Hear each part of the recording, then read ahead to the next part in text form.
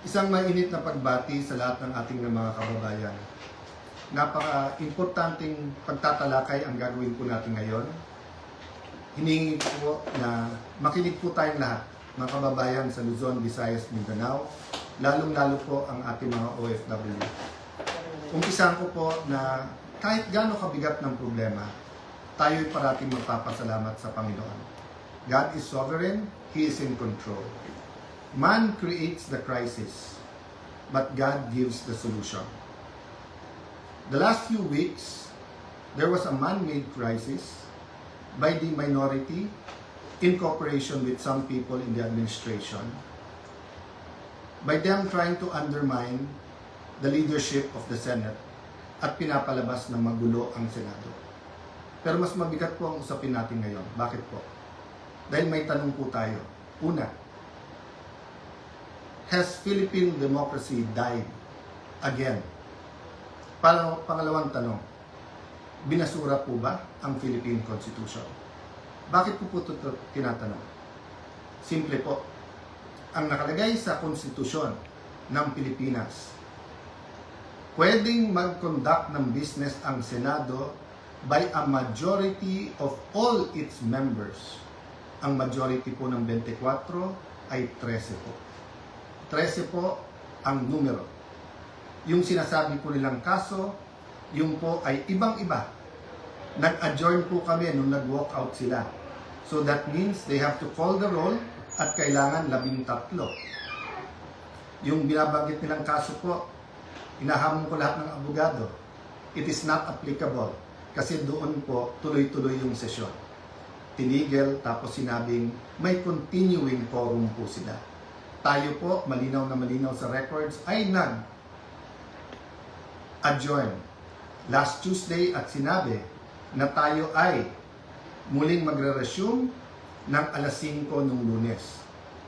So, what is the point of going through this? The question we have to ask ourselves is that, is the Constitution but a piece of paper to this administration? Has the judiciary ceased to function? Wala na bang Senado? Yun na po ba ang pananaw ng ating administrasyon? Ang tingin ba po ng 12 senador ay basta't kakampi mo ang Malacanang ay wala ng batas?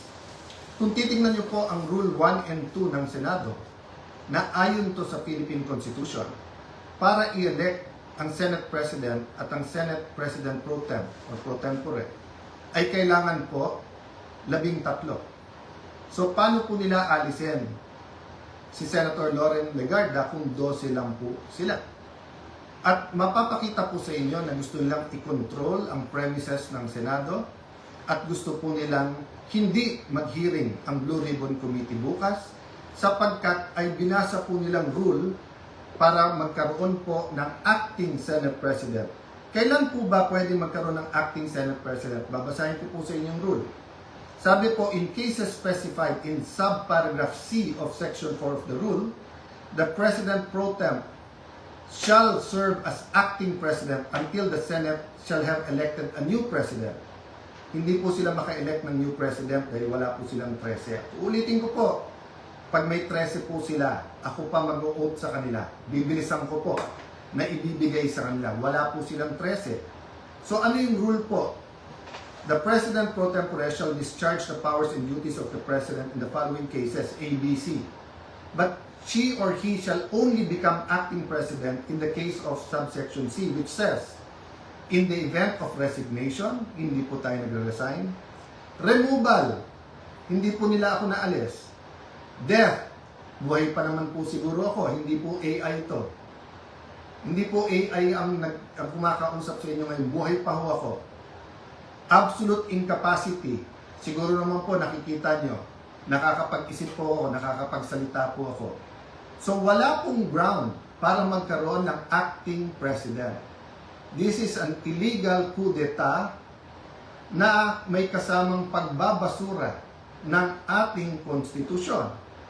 I warned everyone about this from day one. We warned everyone yesterday when we explained the use of the parliamentary tool of not having a quorum. And kaninang tanghali, habang kausap ko po si Senator Marcoleta, I asked everyone, please pray. Kasi at that time, balita po namin na nag-step up sila sa pagsasabing wala na yung kaso nyo, sumama lang kayo or pumunta lang kayo ng session hall. I even got a text yesterday, pumunta lang daw ako or si Senator Loren para nga at least mag-open and close. Nangyayari po minsan yan, that's a longer story. Pero naramdaman ko na po kahapon na baka may isang dumating, so 12 plus 1 equals 13.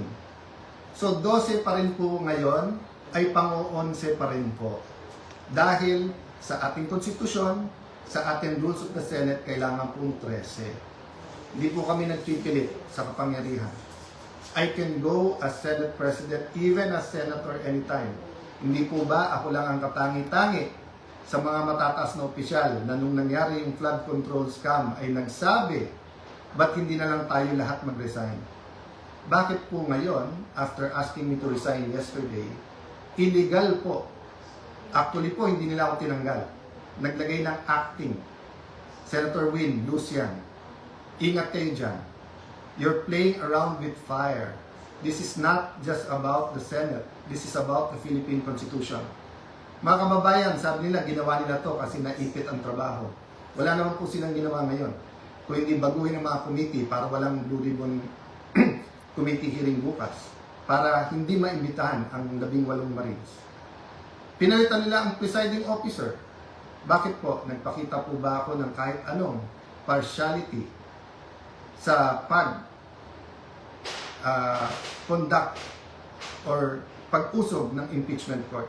Alam niyo po, madidelay po ang impeachment sapagkat pag pinitan ang rules ay kailangan pa ho na magkaroon ng publication.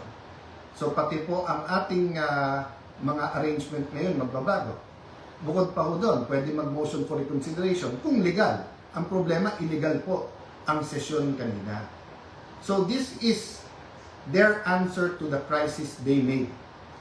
From May 11 till now, crisis after crisis, pinapasok yung NBI ng May 11, binaboy din tayo ng May 13, pagkatapos issue after an issue, at ngayon naman po, instead of a simple adjournment sine die, kung saan meron tayong isang buwan na magtrabaho mga committee, pagkatapos uumpisa na natin ang impeachment, they're going to bring the Senate and the country into a political crisis. Ako'y nakikiusap sa lahat. Correct your mistakes. Wala namang problema because I issued an advisory kanina na nakasine die tayo.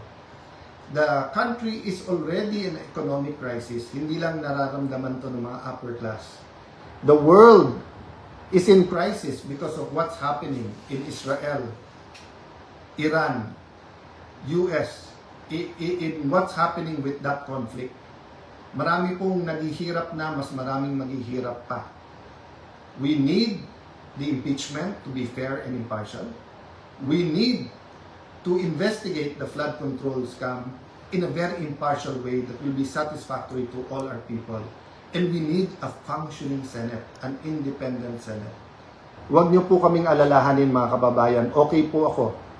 They can try to remove me, they can kill me, but they will not kill the idea of a democratic Philippines led not by men, but by laws, led by the Philippine Constitution. Kung sabi niyo po at natatawa yung iba that the Senate is under attack, 2023 pa lang ho, yung PI, gusto pong amendahan yung Constitution. After magsalita si Senator Aimee, wala daw katotohanan yun. Ngayon po, binasura ang Constitution. Ano ba tingin yung kasunod nito? So mga kababayan, again, God is sovereign. Let's all reflect on this and pray. But tomorrow, tuloy ang hearing ng Blue Ribbon Committee. I am still the legitimate, legal, moral Senate President of the Republic of the Philippines. There is still functioning committees. We have to hear the testimonies. Invited po, pati po yung mga gumawa ng illegal ngayon. You can try to stop us, but you will be stopping the Filipino people. So sa ating mga kababayan who wants to pray or have a prayer vigil sa Senado bukas, pumunta po kayo. Pag hindi po kami pinapasok, sama-sama na po tayo outside the kulambo. Ang problema po, pag in-outside nyo dakulambo ang mga legitimate leaders ng Senado, para nyo na pong sinabing sinunog nyo po ang Philippine Constitution. Sana naman po, tonight, makapag-isip-isip ang mga gumagawa nito. Again, sincerely po, we pray for all of our leaders and we tell everyone here, let's pray for our country and may God bless the Philippines.